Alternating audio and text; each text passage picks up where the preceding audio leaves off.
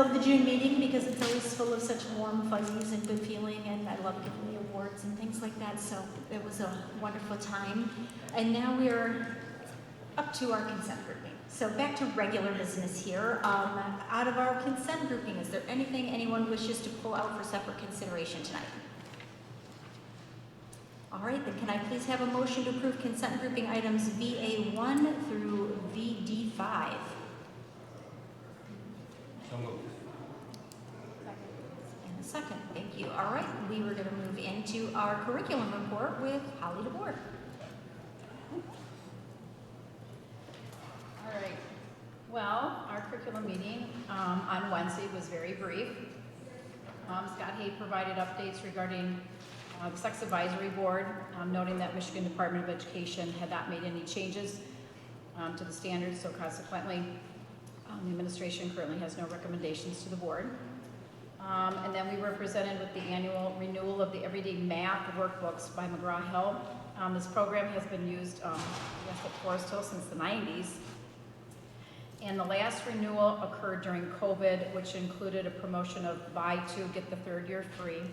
And last year represented our complimentary year, so this is why it's up for, we're due up for our annual renewal. And total cost of the renewal of Everyday Math is $97,160. Additionally, we received one public comment, inquiry concerning the recent adoption curriculum for the grade first 8 by Vicki Slott, and then the questions were raised about curriculum selection policy and process, and then Vicki sent out an updated email addressing these inquiries, and it was distributed this morning to all of us. Since then, Scott Hay has responded to the email providing clarification on the questions that were raised, so I just want to say thank you, Scott, for getting back to the public so quickly. And that concludes the report. All right, any questions for Mrs. DeBoer? Okay, we'll move on to our finance report with Dr. Michaud. Okay, we had a good meeting as well. No monthly financial statements to review because of the timing of the meeting. We had a brief bond construction update. Items to highlight include Central High School that began officially on Friday, phase 1 of a planned 3-year renovation. So that's underway. And then, as we know, the roofing, paving, mechanical, and playground stuff that will be affecting a lot of campuses throughout the summer. People can be on the lookout for that. And then we were joined and had a presentation from some leadership at Plant Moran, a group we work with a lot, and who we have engaged to do some enrollment projecting for our district. They do this for a lot of large school districts across the state.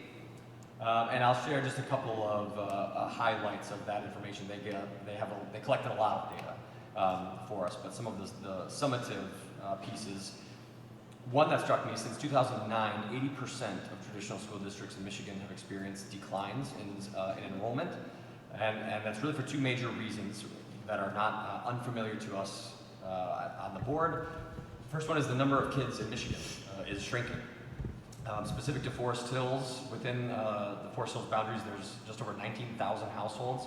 Median size of those households is 2.65 persons per home, which is down quite a bit compared to 10, 20, 30 years ago. In Forest Hills. Live birth rates across Kent County and Michigan are decreasing.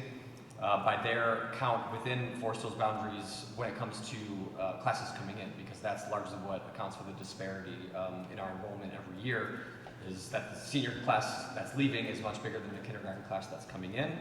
By their count, they say there are 675 5-year-olds in Forest Hills right now, which is smaller than kids who are now first, second, third graders, etc. And as you go from 5 to 4 to 3 to 2 to 1, that number drops every single year. To the children who are less than 1 year, right now, 444 by their estimates. So there are simply fewer children within the walls of Forest Hills, the boundaries of Forest Hills, that are coming up into our school system. The second major reason, which is more local to us, is, as we've discussed before, the cost of housing. They were able to gather some interesting data of all of the homes in Forest Hills. Just 35.7% of them are valued at less than $400,000, and only 14% are valued at less than $300,000. Reinforced, difficult to get a home, when especially maybe for young families. That's a high price for a home. This is reinforced when we see kids enter the district in 5th grade and 6th grade and 8th grade and 9th grade, presumably when families are more positioned to be able to move into the district financially.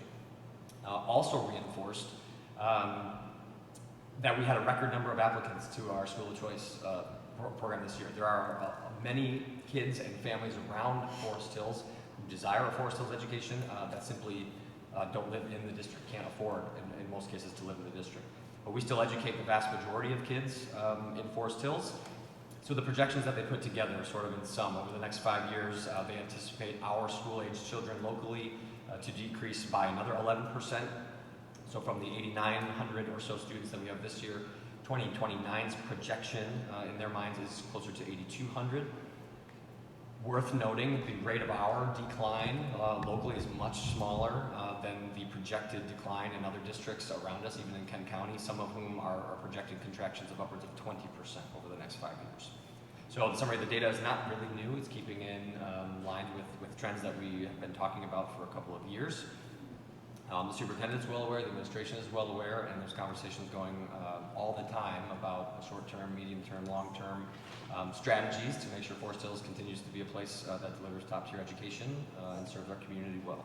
So it was a good presentation, and there's slides that will be updated that have more information to view as well.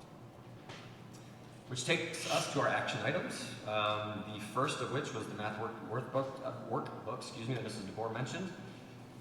And then the next few are some annual items. The first is renewing our annual agreement with PowerSchool, which we're all familiar. We use a lot of the PowerSchool package in Forest Hills.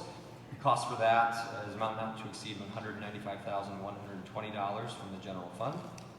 The next item is to renew our internet service contract with AT&T. This was bid in 2023, and this will be the third of a 3-year term that began in July 2023. We do get federal E-rate reimbursement at 40% for this, and the cost is still fixed for this 3-year term at $33,840 per year. That's out of the general fund as well. The next is to renew Instant IQ's help desk and inventory software, our ticket kind of management service that we've used for the last number of years. $35,390, again out of the general fund. Next is to approve year 2 of a 3-year contract with Google for the Google Workspace Education Plus that we use obviously extensively throughout the district. Allowed us to move away from Zoom last year using their kind of premium Google Meet service and all the other security and storage things that we get in this Education Plus plan, which also includes priority tech support. The amount not to exceed for that item is $41,400 out of the general fund. Next is the purchase of 400 replacement iPads from Apple.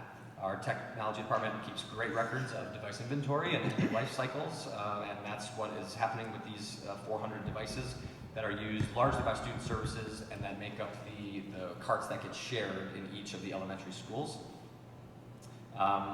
This will be purchased through the REMC program for an amount not to exceed $129,600. This one qualifies under 2025 capital projects.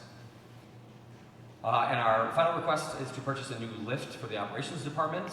The current lift that we have is large, it's heavy, it's not easy to use inside, it's not able to be used inside, it isn't tall enough to do a lot of routine work inside and outside. So we have to contract that work out multiple times per year when we need a suitable lift. The new lift being requested fits through a standard door, can be used inside and outside, is safe across gym floors, and reaches all necessary heights like high ceilings and lights and management. We'll utilize the ideal pricing, and it'll be purchased from Elite Field Services for a cost not to exceed $87,800, again out of the general fund. And the final item for us is to adopt a resolution appointing the Assistant Superintendent for Finance and Operations as a trustee and the Assistant Superintendent for Human Resources as the alternate trustee for the Western Michigan Health Insurance Pool. This is a group that we have been a part of since 2006, and this is an annual item where the board authorizes who from our district will participate in the decision-making for that group. And that's all the items. Thank you very much. Does anybody have any questions for Dr. Michelle? All right, then can we please have a roll call vote on consent grouping VA1 through VD5? Dr. Michaud? Yes. Ms. Kermode? Yes. Mrs. DeBoer? Dr. Fossum? Yes. Mrs. Neinmeyer, yes.